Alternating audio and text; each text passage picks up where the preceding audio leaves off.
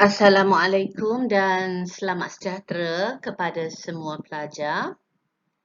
Hari ini kita akan belajar kertas model SPM yang memang kita buat di sekolah tapi belum sempat habis. Jadi hari ini cikgu pilih set 5, bahagian pengetahuan dan kemahiran bahasa. Kita mulakan dengan soalan yang pertama, iaitu tulis satu ayat bagi setiap perkataan di bawah. Perkataan pertama yang diberi ialah perkataan dilema. Baik para pelajar, untuk membolehkan kita menulis ayat yang gramatis, kita perlu memahami maksud perkataan dengan tepat. Barulah ayat yang kita bina gramatis.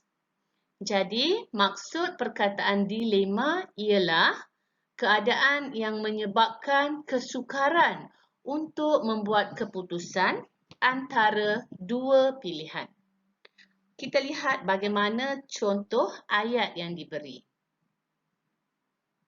Contoh ayat, kakak berada dalam dilema sama ada ingin menerima tawaran bekerja di luar negara dengan gaji yang lumayan atau berkhidmat di negara sendiri.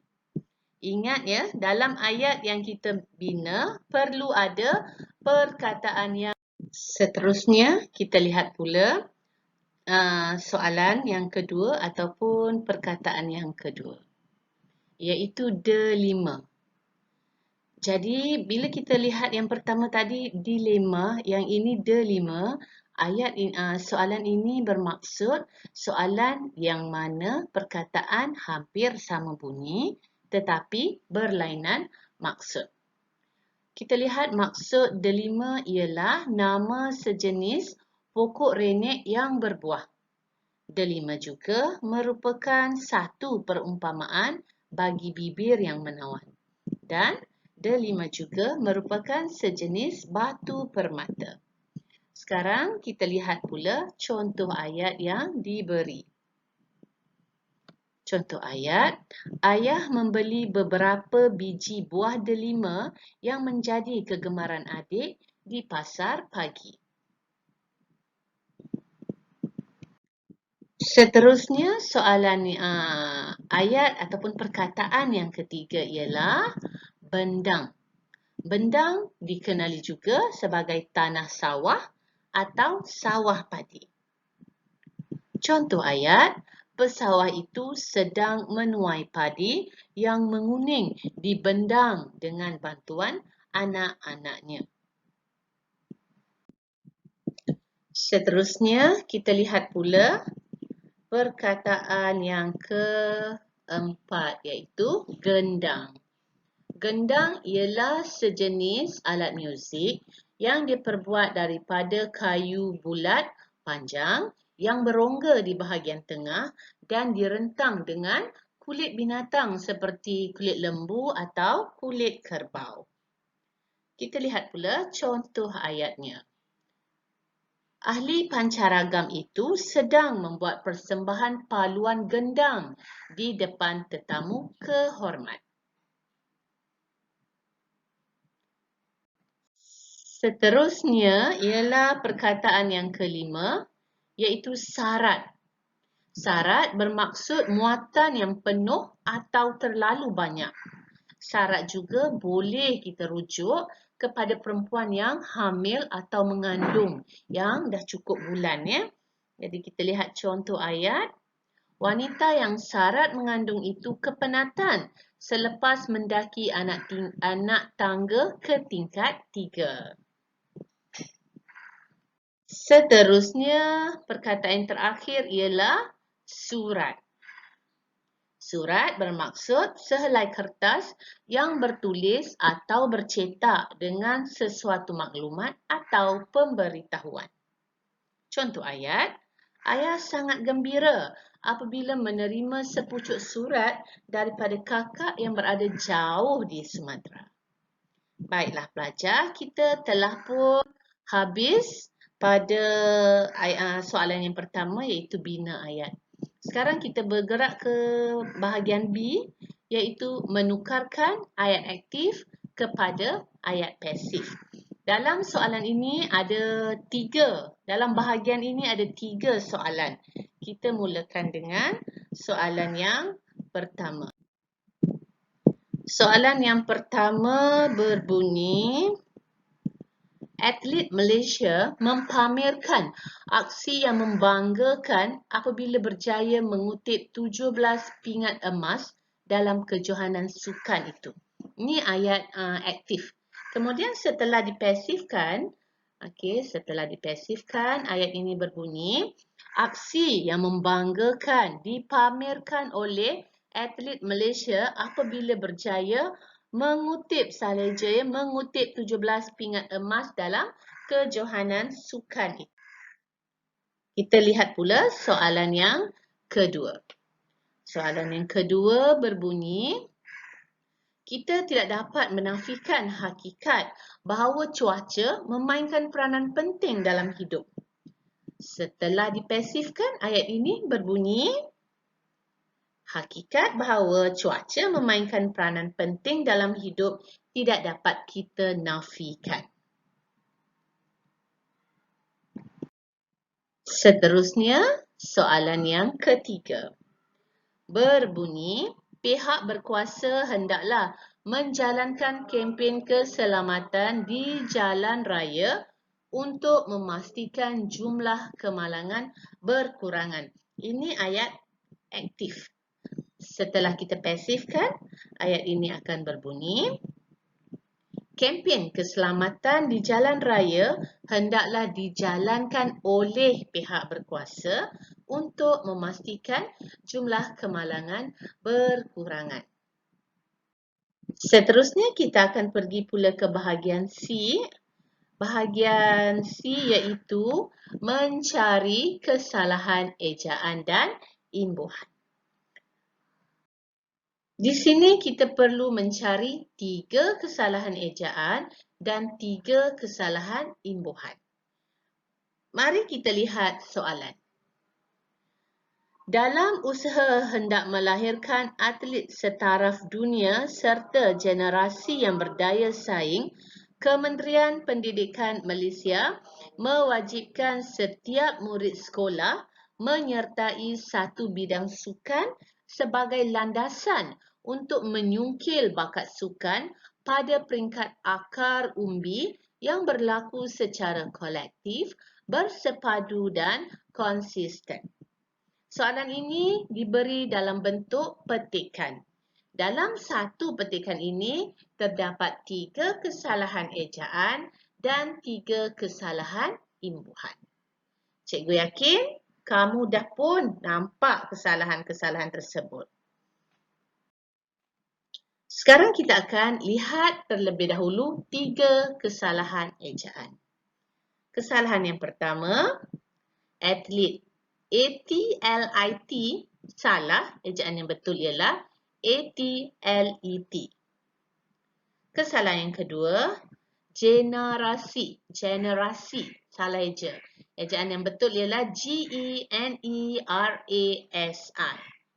Dan kesalahan ejaan yang ketiga ialah konsisten. Yang ejaan yang betul K-O-N-S-I-S-T-E-N. Sekarang kita lihat pula 3 kesalahan imbuhan. Kesalahan yang pertama, setaraf. Sepatutnya bertaraf dunia. Yang kedua, menyungkil. Sepatutnya mencungkil. Dan yang ketiga, berlaku. Sepatutnya dilakukan. Seterusnya kita ke bahagian D iaitu mencari kesalahan penggunaan kata atau istilah dan kesalahan tata bahasa. Kita lihat soalan yang pertama. Okey, di dalam ayat yang diberi terdapat satu kesalahan istilah dan satu kesalahan tata bahasa. So, kita lihat dulu soalan yang pertama. Ayah memberitahu saya dan emak bahawa kami akan pulang di kampung pada hujung minggu itu untuk melihat nenek. Dalam ayat ini mesti ada satu kesalahan istilah, iaitu satu perkataan yang kita kena buang terus, ganti dengan perkataan lain, dan satu lagi ialah kesalahan tata bahasa yang kita perlu betulkan. Okey, kita lihat kesalahan istilah, iaitu melihat. Untuk melihat nenek. Istilah yang tepat ialah menziarahi atau melawat nenek. Seterusnya ialah kesalahan tata bahasa, iaitu pulang di kampung. Sepatutnya pulang ke kampung. Soalan yang kedua. Setiap pekerjaan haruslah dilakukan mengikut produser supaya hasil yang diperoleh memuaskan hati kepada semua pihak. Okey, dalam ni sebagaimana yang pertama tadi ada satu kesalahan istilah dan satu kesalahan tata bahasa. Kita lihat kesalahan istilah dahulu, iaitu producer sepatutnya prosedur. Kesalahan tata bahasa pula ialah kepada semua, memuaskan hati kepada semua pihak. Sepatutnya memuaskan hati semua pihak sahaja, tidak perlu ada kepada semua pihak. Seterusnya soalan yang ketiga berbunyi, kereta sampel terbaru keluaran syarikat pengeluar kereta nasional itu mendapat sambutan yang menggalakkan dari orang ramai.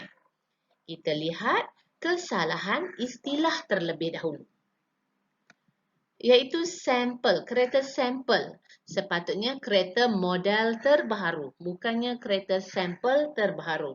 Itu istilah yang perlu kita gantikan. Kemudian kesalahan tata bahasa pula ialah dari, menggalakkan dari orang ramai. Sepatutnya sambutan yang menggalakkan daripada orang ramai. Seterusnya kita ke bahagian D, iaitu menyatakan peribahasa yang sama maksud.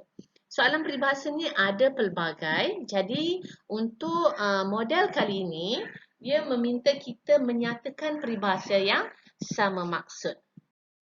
Kita lihat soalan yang pertama.